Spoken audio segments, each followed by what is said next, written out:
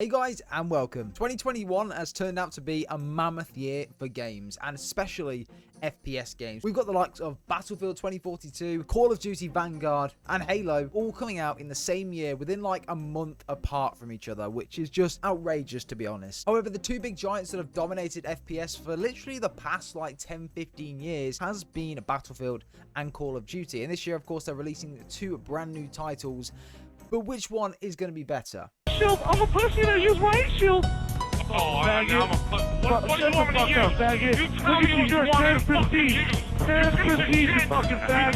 For me, I don't really care what's going to be better, as long as they're good games and it's going to grow my channel. I don't really care. You've always got that one fanboy from each game who prefers one to the other and will defend it to the death. So we're going to be comparing both of the games in this video and essentially just seeing which one offers the most content and what is going to be the better game. This is completely down to personal preference, but we're just going straight off on paper facts right now. Starting off with, of course, Battlefield 2042. So in Battlefield, there's going to be three main game modes. All-out warfare, which is what we know and love about Battlefield. Conquest, TDM, domination, you name it, it's going to be in there. The classic Battlefield experience. The next one, Battlefield Portal, which looks absolutely outrageous. It's what Call of Duty fans have been asking for the longest time. Basically, all of the Battlefield universe and previous games into one sandbox, and you can create custom games with other people up to 128 players. You can basically just do what you want, and it just looks so sick. And you can completely customize everything, like not just from a couple of things like add bots and things like that, change health and stuff. You can customize everything. The only things you can't obviously change is the maps. You can't redesign maps, but you can literally do 128 player tank versus tank or different things like that. Like the possibilities are endless with this game mode, and I think it's going to create and build and grow so many channels this year, and I'm really excited to give that a go. And then of course the third and final mode we don't know too much about, but I've done quite a few videos in the past, is Hazard Zone.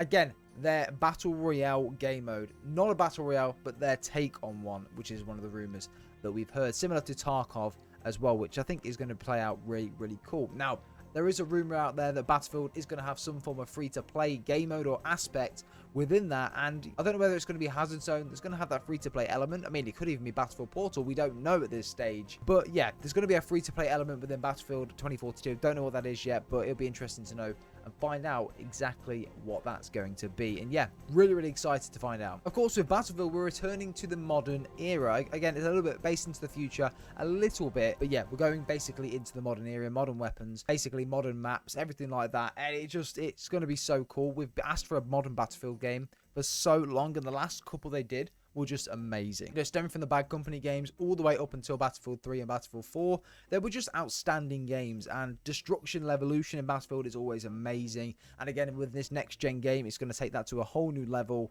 And bro, the dynamic weather, the different buildings that fall down, the just the Battlefield moments that happen. Bro, it's going to be a really fun game. Not to mention things along the lines of complete customization of weapons. You've got backstories of specialists and things like that. There isn't a campaign, but the campaign or storyline will be told through multiplayer. And when you're playing, obviously, it'll make for really good content. And also, it'll just make for a really good follow-along with the story as well. So it's kind of a unique way of telling the story. But I'm really looking forward to diving into it a little bit more and trying to dive into and see exactly how the story is going to play out. Not to mention, in this game, there's going to be obviously jets, helicopters, different types of aerial combat. Obviously, you've got ground vehicles and stuff like that as well. There's so much possibility of things and gameplay mechanics and stuff that you can use.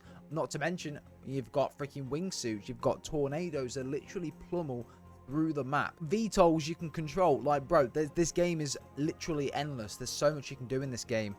So why would it not be the best game? Well, by the sounds of it, Activision and Sledgehammer have actually made actual 16 6v6 maps. Bro, give them a clap. Just give them a clap, because that's absolutely outrageous. Again, the traditional Call of Duty formula is going to be on the Modern Warfare engine. It's going to feel like Warzone, the Modern Warfare. For that game felt, it was honestly so clean.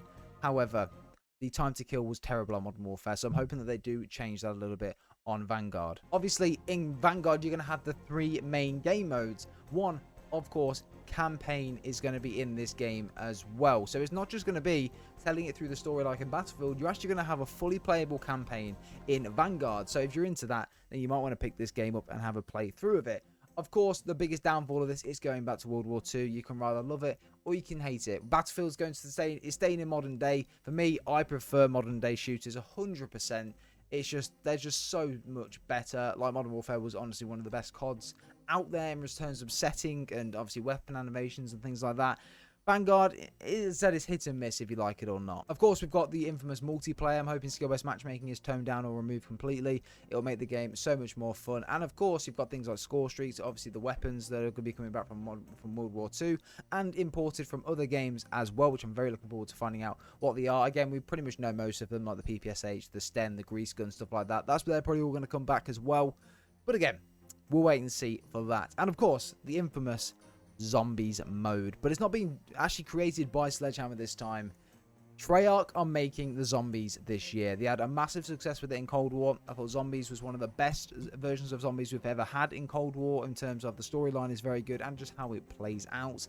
And it's returning very similar to that in Call of Duty Vanguard as well. So yeah, the story will continue through Vanguard. I think it's going to be really cool. And not to mention as well, we've got Warzone. Warzone is a free-to-play game that is literally breaking records left, right, and center. Minus all the hackers, cheaters, and things like that, though, because that is a big problem at the moment. But yeah, of course, we're going to have a brand new Warzone map, which ties into Call of Duty completely. I don't like Warzone. You probably like Warzone. You may not like Warzone. It's not for me. But again, the experience is there. You don't want to pay for Vanguard, and if you didn't want to pay for Battlefield, bro, you can just play Warzone. Like, it's a win-win. The main thing, though, is the setting of these two games. And I know we just touched on it within the summaries of the game in very high level. Obviously, there's a lot more to these games. But again, I'll be here for hours if I was explaining it all to you guys in this video. But the setting is the main thing. We've had a World War II COD game literally 2 years ago. Do we need another one?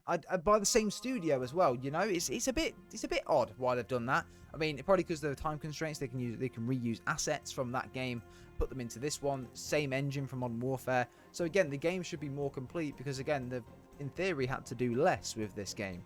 Whereas with Battlefield, bro, it's been a massive 5-year creation from the ground up on the Frostbite engine, going from a World War I, World War II to a freaking modern day game. Like, bro, some of the animations and things that we've seen already look really, really cool. Some of the elite gameplay looks a bit iffy here and there, but again, we've got a couple months till launch before that's all ironed out and smooth and different things like that.